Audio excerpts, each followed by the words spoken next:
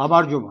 ჩვენი დროებითი შეყუნება განაპირობა მნიშვნელოვანმა კვლევამ ინდის ველის ცივილიზაციის ძეგლზე მოჰენჯო-დაროში აღმოჩენილი ბეჭდების გაშიფვრის პროცესმა. ამ საბეჭდავების გაშიფრვამ დღემდე ვერავინ შეძლო. ჩვენ პირველები ვართ და 100%-იანი სიზუსტით ვამბობთ იმას, რომ ჩვენი მეთოდოლოგიით გაშიფრული ეს საბეჭდავების სიმბოლოები სრული სიმართლეა.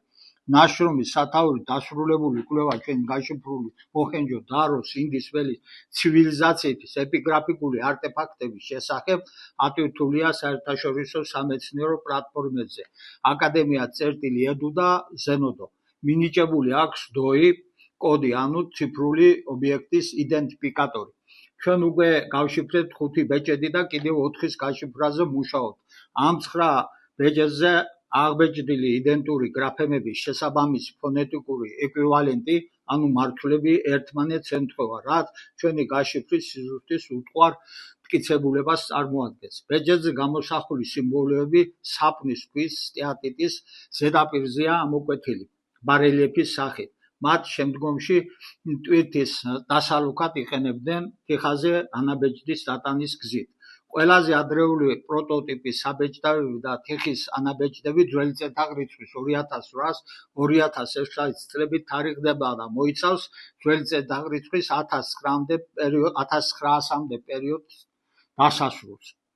პოსტში ჩვენ დავწერთ აკადემია.edu-სა და Zenodo-ს ბმულებს, სადაც შეხვალთ და შეძლებთ კვლევების წაკითხვას და ჩამოტვირთვასაც. ეს კვლევა არის ქართულ და ინგლისურ ენაზე. ამ გვერდზეა ასევე ჩვენი სხვა კვლევების წარმოდგენილი გაშიფრული უძველესი ქართული წარწერები, გრაკლიანი გორის დამწერლობითი არტეფაქტების სრული კვლევა, კვლევა ბაშლიმისფილის უძველესი ტექსტის გაშიფრის შესახებ, კვლევა სვეტიცხოვლის წრიული ფრესკის გაშიფრის შესახებ და კვლევა დავათის სტელის გაშიფრის შესახებ.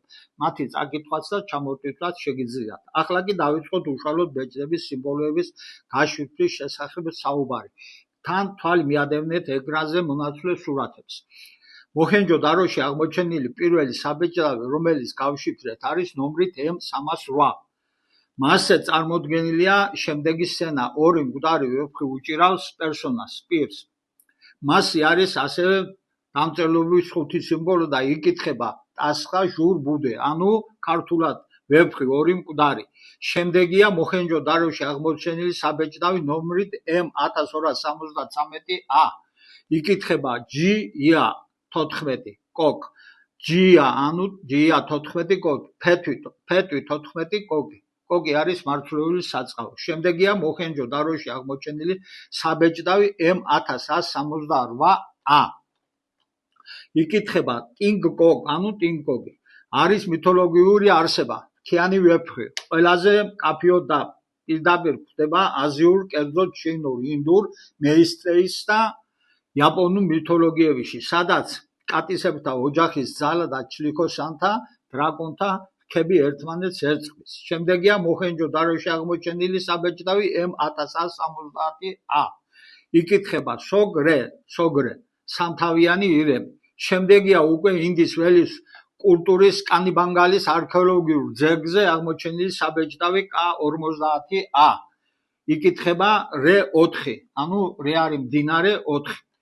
ჩვენი დასკვნით ამ ბეჭდის კანიბანგალის სიმბოლოები უნდა აღნიშნავდეს მდინარე ინდის 4 ყველაზე მნიშვნელოვან შენაკადს: ჩენაბი, წყალუხობით ყველაზე დიდი შენაკადი, სატლეჯი, ყველაზე გრძელი შენაკადი, ჯელამი, მნიშვნელოვანი დასავლური შენაკადი და რავი, პენჯაბის რეგიონის ერთ-ერთი მთავარი მდინარე. ეგრეთ წოდებული მღვდელი მეფე სურათზე დააგვირდით, მჯდომარე ქვის ქანდაკება არის კარაჩის ეროვნულ მუზეუმში. მისი მეშვეობით ჩვენ შევძელით საბეჭდავების სიმბოლოების, რომელიც არის ლოგოგრაფიული მარცვლოვანი დამწერლობა, ენათა ოჯახის დადგენა, ასევე Y-დნმ-ის მამობრივი და MT დნმ-ის, ანუ მიტოქონდრიალური დედობრივი ჰაპლოჯგუფების უძველესი ნიმუშების მიხედვით მიმდინარე მიგრაციული პროცესების მიმართულებებით სხვადასხვა კულტურის შერევისა და გადაფარვის პროცესების დასაბუთება, რამაც გავლენა იქონია ინდის ველის ცივილიზაციაზე, იგივე ჰარაპას ცივილიზაცია. ასევე დავადგინეთ წაკითხვის მიმართულება. ყველაფერი დაწვრილებით გვაქვს აღწერილი კვლევაში. ამიტომ გთხოვთ, გაეცნოთ მას საერთაშორისო პლატფორმებზე, როგორც გითხარით, აკადემია.edu და Zenodo. ან დაგვიკავშირდეთ ეს პოსტაზე, რომელიც მითითებულია პოსტში. კვლევას გამოგიგზავნით ელფოსტით. აქ სრულად 100 ფურცლიან კვლევას ვერ წარმოგიდგენდით. ამით დავასრულოთ. გთხოვთ, გამოიწეროთ ჩვენი არქივი, უყუროთ ამ და სხვა ვიდეოებს, მოგწეროთ კომენტარები და შეკითხვები. დიდი მადლობა.